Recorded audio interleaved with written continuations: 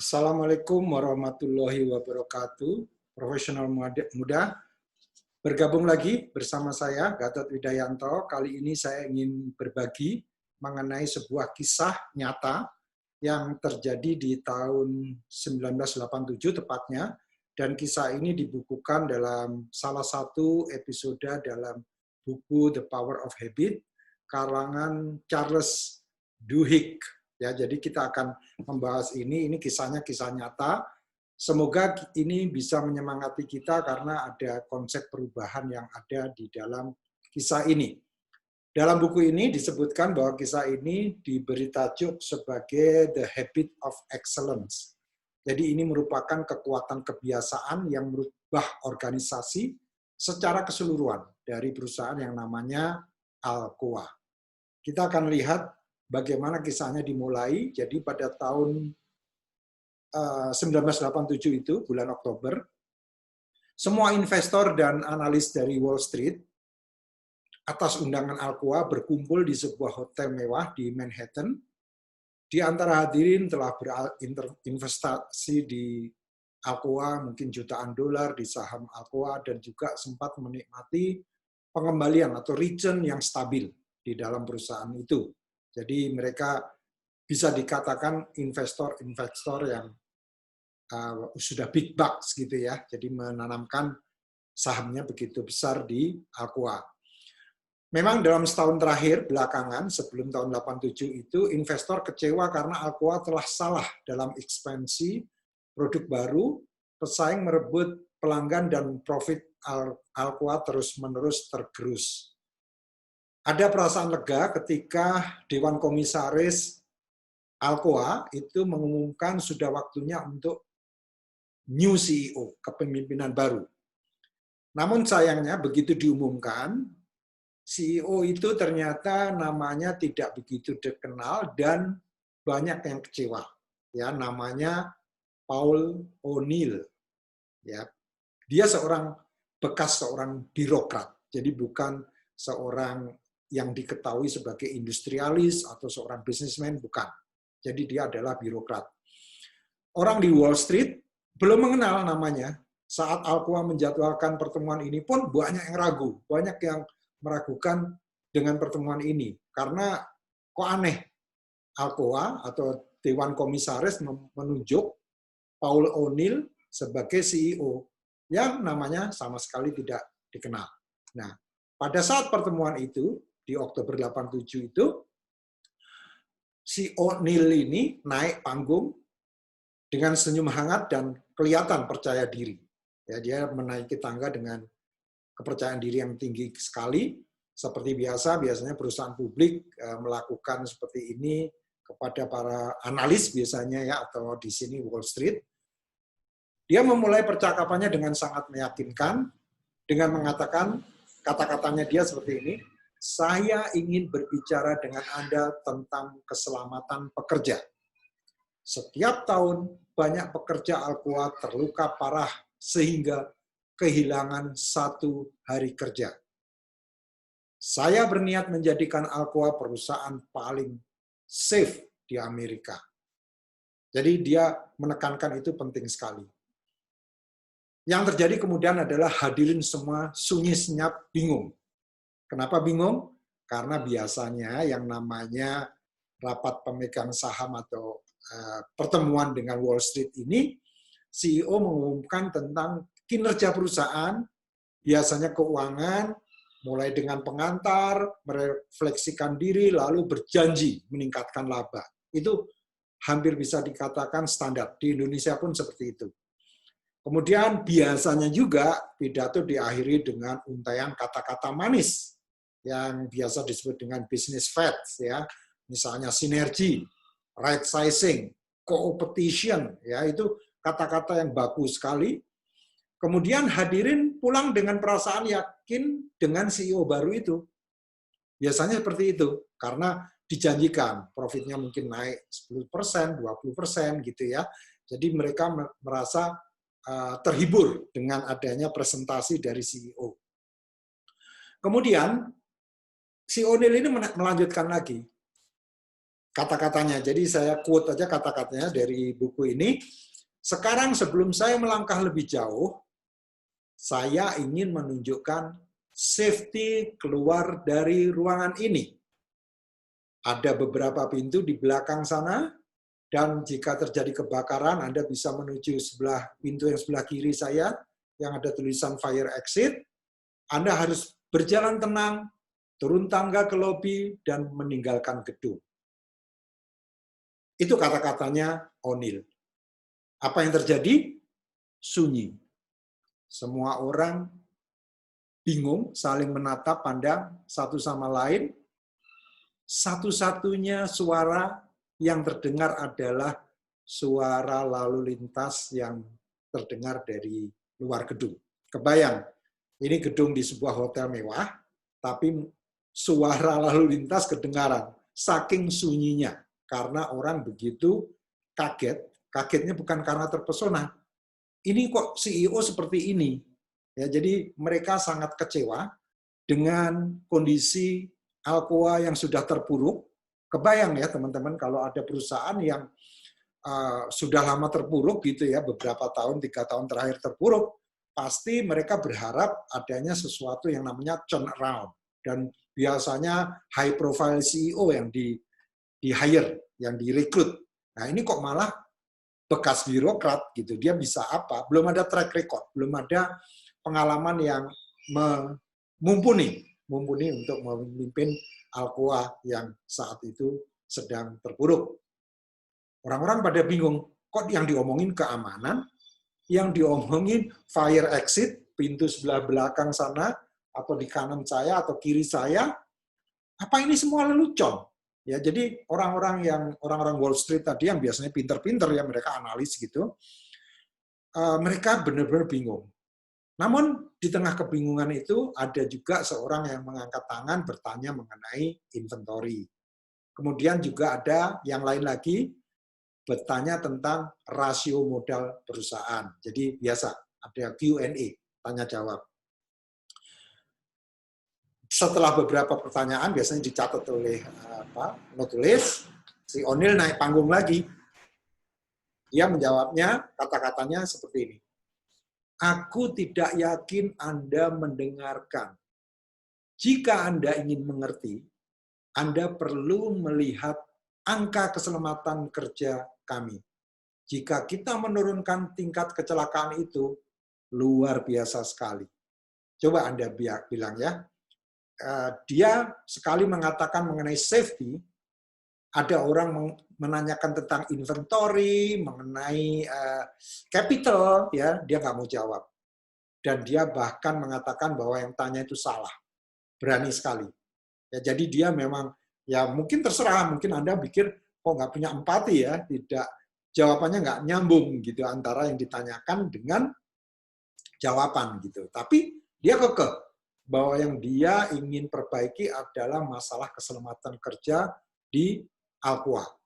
Karena keselamatan kerja ini sudah mengkhawatirkan sekali. Nah, kemudian yang terjadi adalah perusahaan melakukan hal penting, yaitu dedikasi untuk menciptakan kebiasaan unggul, the habit of excellence, dan safety menjadi indikator penting. Dan dia mengatakan itu kepada yang hadir.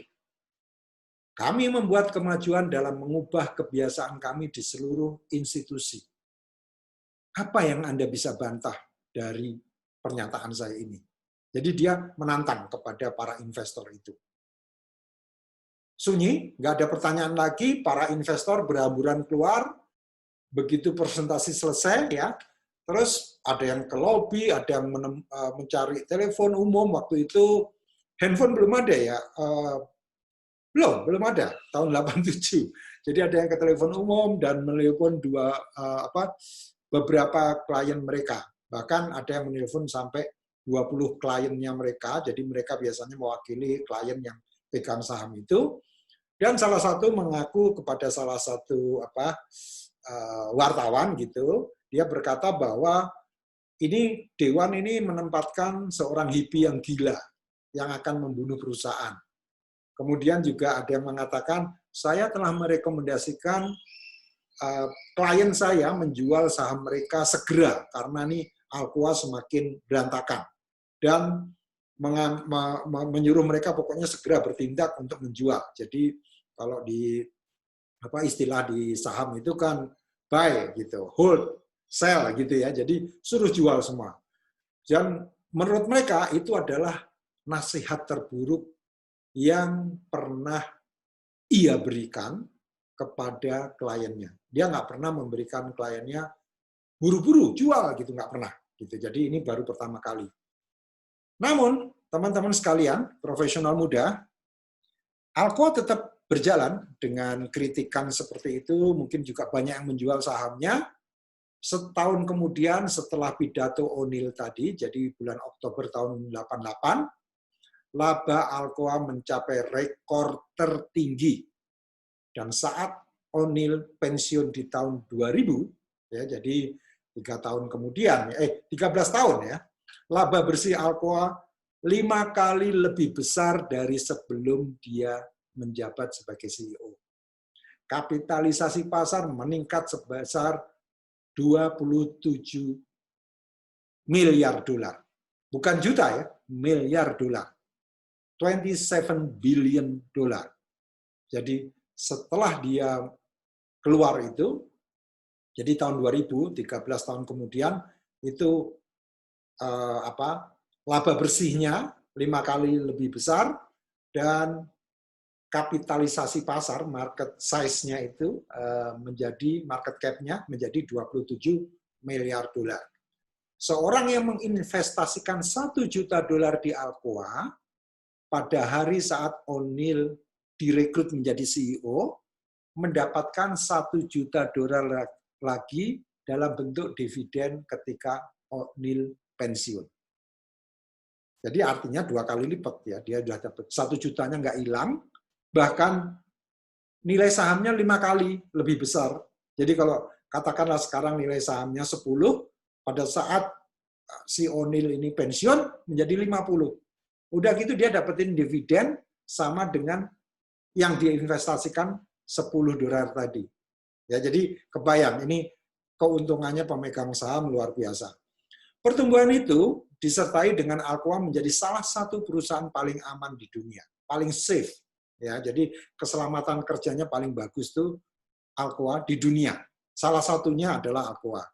Sebelum kedatangan O'Neill, hampir setiap pabrik Alcoa yang tersebar di 32 negara memiliki sekurangnya 1 kecelakaan setiap pekan. Ya, jadi 32 negara itu, setiap negara mungkin ada 5 pabrik, itu setiap pekannya itu ada 1 kecelakaan. Kebayang kan? Jadi ini memang parah waktu itu. Namun begitu safety plan diimplementasikan, tingkat cedera pekerja turun menjadi 1/20-nya. Kebayang ya, jadi kecelakaan yang tadi 1 pekan, 1 kecelakaan, sekarang turun 1/20-nya. Ya, jadi sangat jarang sekali terjadi kecelakaan. Luar biasa nih kemajuannya. Kemudian pertanyaannya, bagaimana O'Neill menyulap perusahaan bermasalah menjadi mesin laba dan safe workplace? Ya, jawabannya hanya 1. Fokus pada 1 kebiasaan dan dampak riak perubahan organisasi. 1 kebiasaan itu apa? Sangat peduli kepada safety.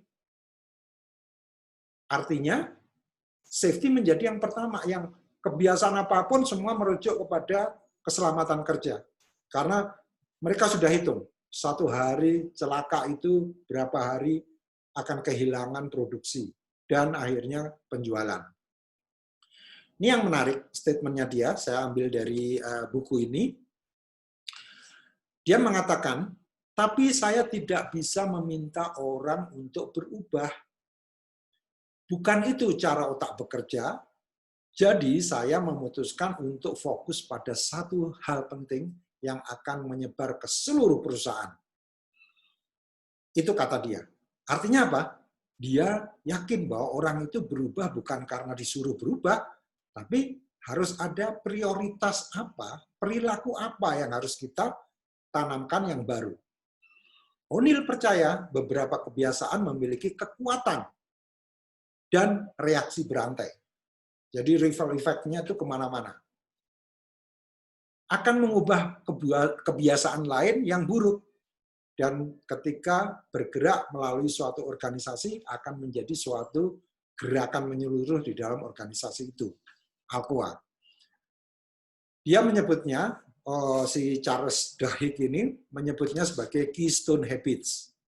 Yaitu keystone habits ini adalah habits yang benar-benar perilaku atau kebiasaan yang benar-benar dianggap sangat kunci, sampai disebutnya keystone, mempengaruhi cara orang bekerja, cara orang makan, cara orang bermain, cara orang hidup, cara orang menghabiskan waktu dan berkomunikasi.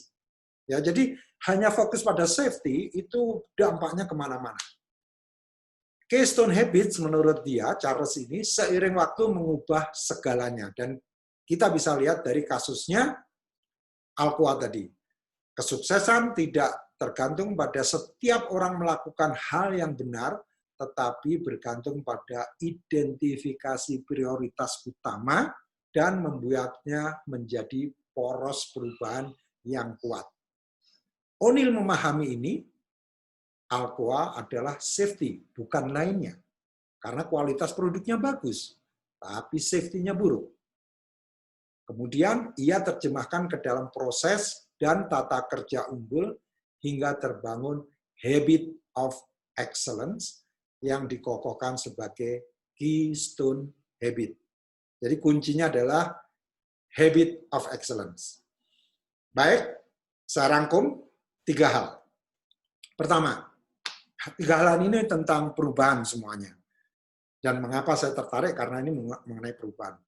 Pertama, Dewan Komisaris luar biasa berani melakukan suatu perbedaan ya dengan menunjuk seorang CEO yang tidak memiliki background industri. Satu itu. Kedua, fokus pada satu hal yang prioritas. Ini saya catat di sini. Jadi setelah baca buku saya catat. Jadi dia fokus hanya pada satu hal yang menjadi prioritas. Apa? Safety. Nggak usah ngomongin yang lain. Safety, bukan jumlah produksi. Karena dengan melakukan safety, jumlah produksi jadi malah meningkat. Kualitas meningkat. Karena jarang orang yang kecelakaan, sehingga kualitasnya meningkat. Itu yang kedua. Yang ketiga, apapun yang sudah ditetapkan sebagai prioritas tadi, terbangun kebiasaan-kebiasaan baru yang disebut dengan keystone habits atau perilaku kunci. Ya, perilaku kunci yang sangat utama, benar-benar dianggap sebagai keystone. Memang nggak disebutkan di dalam buku ini, karena subjeknya adalah membicarakan mengenai habit of excellence tadi. Jadi dengan melakukan 3 hal itu luar biasa sekali, dan ini merupakan pembelajaran bagi kita semua. Jadi kalau Anda memiliki background yang bermacam-macam, kemudian suatu hari di-hire oleh Alcoa atau oleh Freeport, jangan kaget, karena sudah ada contohnya. Baik, demikian profesional muda. Sampai jumpa di kesempatan lain di channel ini, dan saya selalu semangat untuk selalu berbagi hal-hal terkait perubahan dan kepemimpinan, karena sebuah perubahan pasti perlu kepemimpinan. Terima kasih. Wassalamualaikum warahmatullahi wabarakatuh.